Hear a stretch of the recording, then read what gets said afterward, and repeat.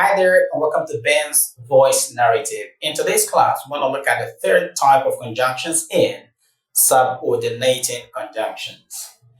Subordinating conjunctions. And that is because we previously looked at the first two classes or the first two types of conjunctions in 1. Coordinating conjunctions and 2. Correlative conjunctions. Perhaps you haven't seen the videos yet. You can always catch them on the Ben's English Lab playlist right here on this channel, Ben's Voice Narrative. Perhaps you're watching or seeing this video on TikTok or any other social media platform. You can always catch those two videos I've talked about and every other video on YouTube, on my YouTube channel at Ben's Voice Narrative. Just go to YouTube and search for at BENZ, Ben's Voice, my voice, narrative. That is how you're going to see my channel on YouTube at Ben's Voice Narrative. There I have the first two lessons on the types of conjunctions. Okay, so let's get to the class. I said that our focus today is subordinating conjunction. So before we understand the meaning of subordinate conjunctions and then look at examples as well as sentential examples, we need to understand what the word subordinating means. Okay? To understand the meaning of subordinating, we need to understand what the word subordinate means. Subordinate. Because the word subordinating originates or stems from the word subordinate. Okay. Now, the word subordinate, before we understand the word subordinate, what it means, we need to come to the word sub, S-U-B. Sub means below, something that is not very important, something that is beneath another, like a sub in a football match, or something that is below the standard of another is said to be sub.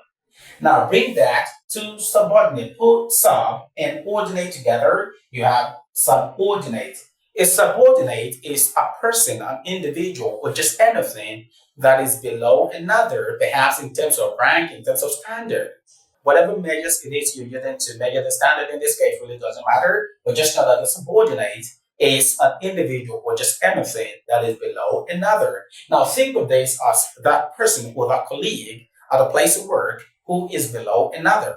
Now, above their subordinate, we have the boss. Okay, so a subordinate is a junior staff or a younger person or a junior colleague who has another superior. So subordinate is just anything or anyone, maybe a word that is below another, that is not as ranked as another. Okay, now that is exactly how subordinating conjunctions function in language. Okay, what I'm trying to say is that subordinating conjunctions functions just like the subordinate operates in real life or in real life situations. So what are subordinating conjunctions? Subordinating conjunctions are conjunctions that are used to join main clauses, independent clauses to subordinate clauses.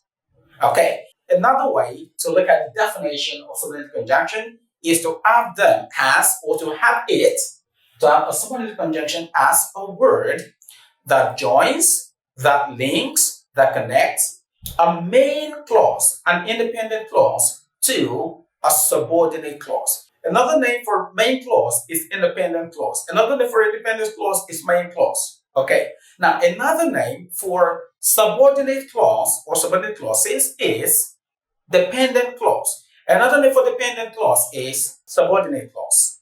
Okay. So, subordinate conjunctions are words. They are conjunctions that are used to join, to merge a main clause, an independent clause, to a subordinate clause or to a dependent clause. What is a main clause? A main clause, again, is any stream of expression that is capable of making sense on its own. A group of words with the subject and the predicate and conveys a complete thought. Any expression that gives a complete thought is known as a main clause or an independent clause. Whereas a subordinate clause, a subordinate clause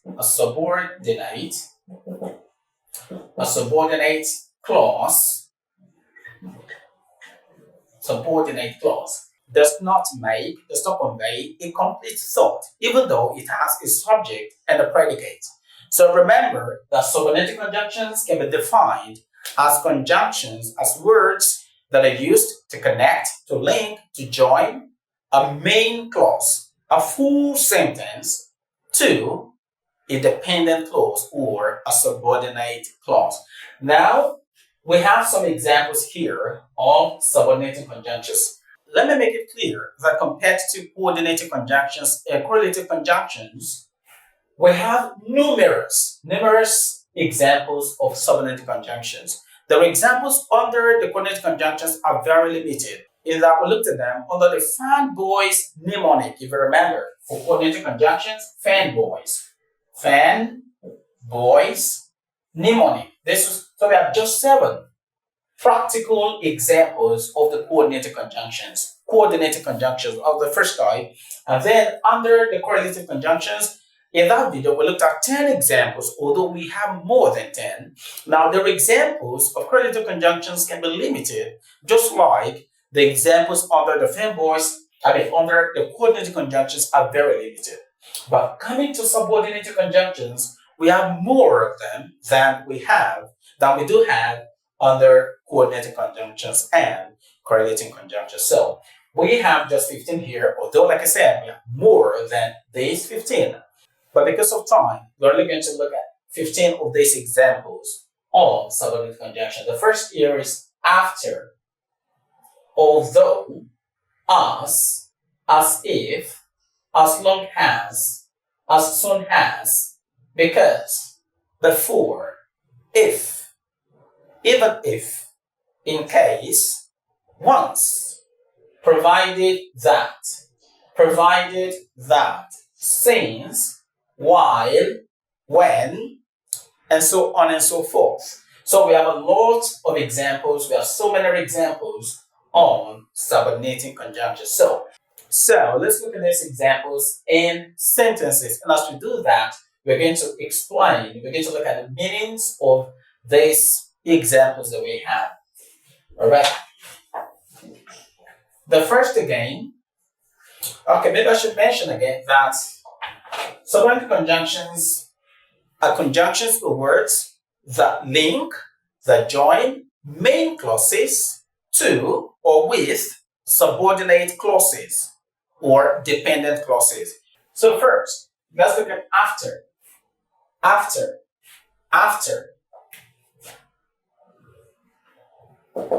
I will see you, I'll see you after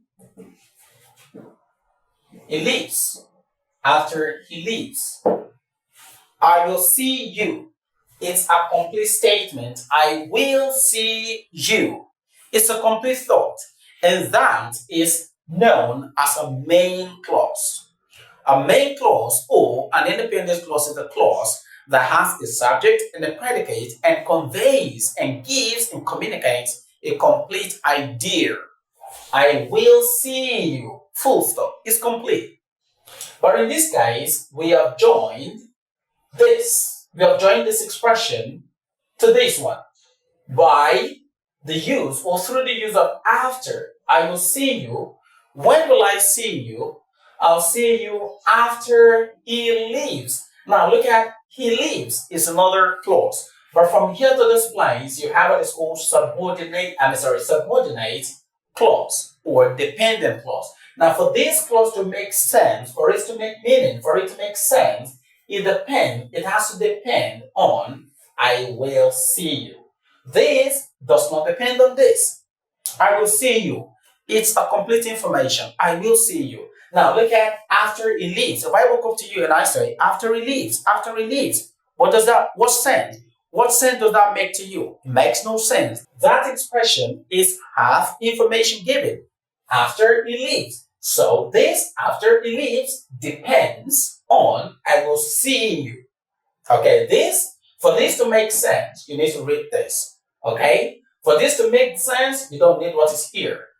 To determine whether this will make sense, you need to come back to this. To determine the meaning of this, you don't need this, you only need it. So this is an example of a main clause, and this is a subordinate clause. Now, this is after. After, subordinating conjunctions always introduce subordinate clauses or dependent clauses. I will see you after he leaves. Now, after in this place is talking about time.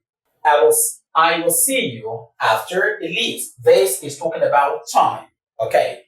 What this means is that for as long as this person is still around, I will not see you. So when he leaves, I will see you. So let's look at although. Then the second example we'll be looking at today, although is another example of subordinate conjunction. And in this case, although is used to achieve the function of contrast. Contrast, opposite. Okay, so every time you use although, what you're trying to do is that the two sentences you're joining together, the two clauses you're joining together have opposite result. There are two opposite situations inside of them. An example will be, although I'm free now, although I am free now, comma, I won't, am I still with him, friend? Okay, I won't meet with him. I won't meet with, okay, with him. Okay, I'm still with him, friend. Although I'm free now, I won't meet him. I won't meet with him. Now, what this means is, I am free. Okay, I won't meet with him. I won't meet with him. Let's start with I won't meet with him. This is a main clause, an independent clause, because this makes complete sense on its own. I won't see him. It communicates a complete idea. It communicates a complete thought, a complete idea. A main clause, an independent clause. I won't see him. Okay, let's leave that. Although I'm free now. Although I'm free now. Although I'm free now. Although I'm free now. So what happens to that? Although sir, good morning. Although I'm free now. Then what happens? So this is an example of a subordinate clause or a dependent clause. And remember, dependent clauses are often and always introduced by subordinating conjunctions. Although I'm free now. So if I'm free, I'm supposed to meet with this person. If I'm free, I'm supposed to meet with him. But because I have although in this place, remember that although is just to show contrast. Contrast. Although I am free. Because we have although here, even though I'm free, I will not meet him. Do you understand? So that is how we use although in a sentence. Okay? We can always add more examples, but I don't want this class to be too long. So we just have an example under each. As. Let's use as in sentence. I will be there as he instructed. I will be there as he instructed. Look at I will be there is a main clause. A main clause, independent. It gives a complete information. I will be there. The information is complete. Okay. Now, as he instructed. What happened? As he instructed. If you look at that alone, it makes no complete sense. So that has been introduced by as. And this is an example of a subordinate conjunction introducing a subordinate clause or a dependent clause, because this clause depends on this to make sense. The meaning of this resides in this one. This makes sense on its own. This does not make sense on its own. That is why we call this a dependent clause. I will be there as he instructed. As in this place is said, according as he has instructed. Another example is as if. He was acting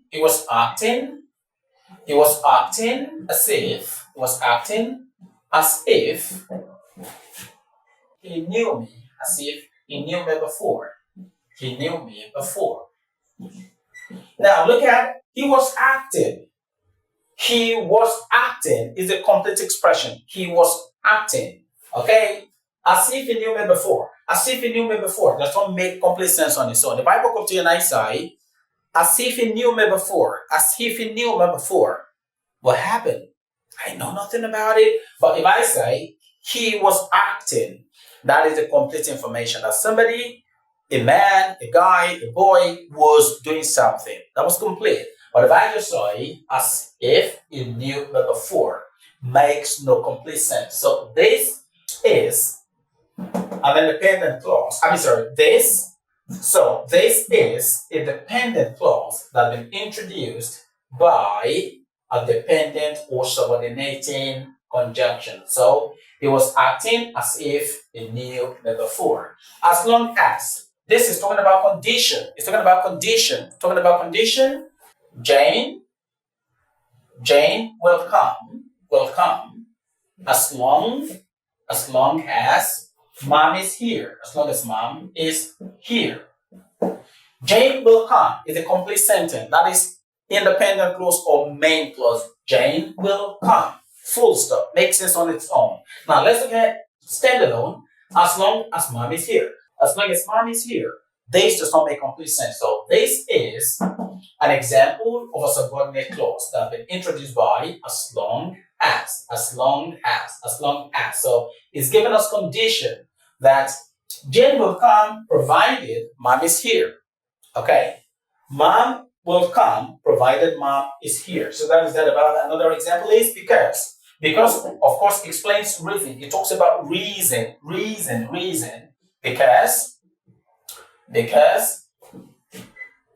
because mom is here, comma, Jane will come. Jane will visit. Okay, let's say Jane will come. Full stop. Jane will come. The main clause is now here. Okay? Whatever because introduces is a dependent clause or a subordinate clause. Because mom is here. What happened to that? Because mom is here.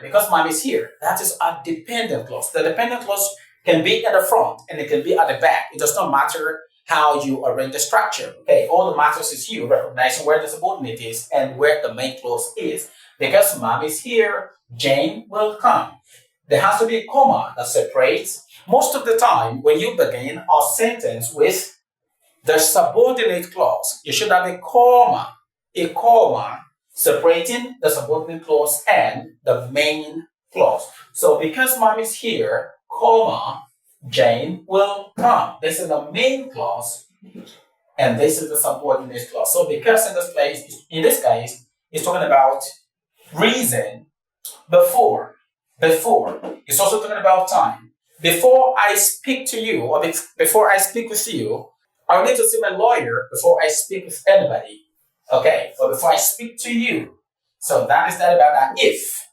Conditional also. This is talking about time, this is talking about condition. If I buy a car, I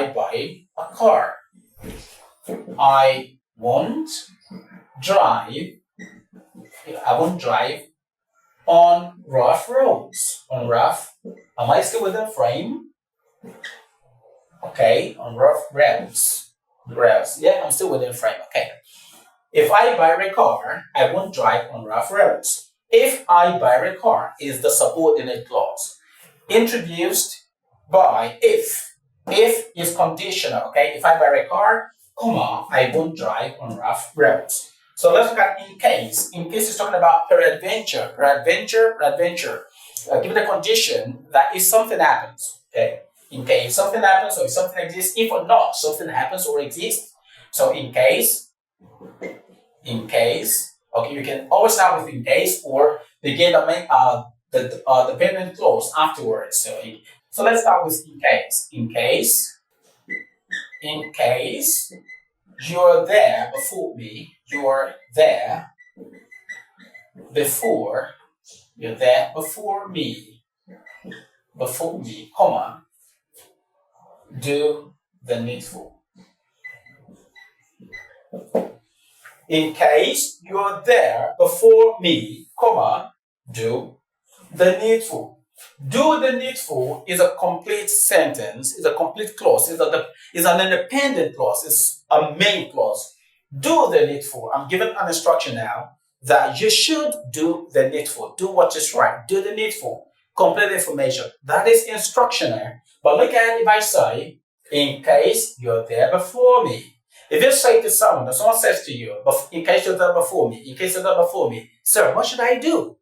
In case you're there before me, sir, what should I do still? So, in case you're there before me is our subordinate clause, is a subordinate clause that has been introduced by or with in case. In case. What that means is, should you go there before me? Should you be there before me? Peradventure, you're there before me in case you're there before me. If you're there before me, kindly do the needful. Once, Mary will buy the stuff. The stuff once she has the money. Mary will buy the stuff once she has the money. Mary will buy the stuff. If we can have a stop here. Mary will buy the stuff. Now, Mary will buy the car. Complete information. Mary will buy the stuff. When? Once she has the money. This can be talking about time. Once can also be conditional. Okay, it depends on the context of using it. It depends on how that you use it. Mary will buy the stuff once she has the money. This is actually talking about time. At the time that she has the money, anytime that she has the money, she will buy the stuff. Provided that is also conditional. It's another subordinate conjunction that talks about condition. Okay, I will oblige you this request if only or provided that I have everything it takes to be here tomorrow. I came across this when this was happening. While and when perform the same kind of function as subordinating conjunction. So while I was speaking to the audience, I heard a loud noise from outside. Okay, when I was coming for the lecture or when I was coming to the class today, I noticed everywhere was empty. So when, while, these are just some of the examples of subordinating conjunctions that we have.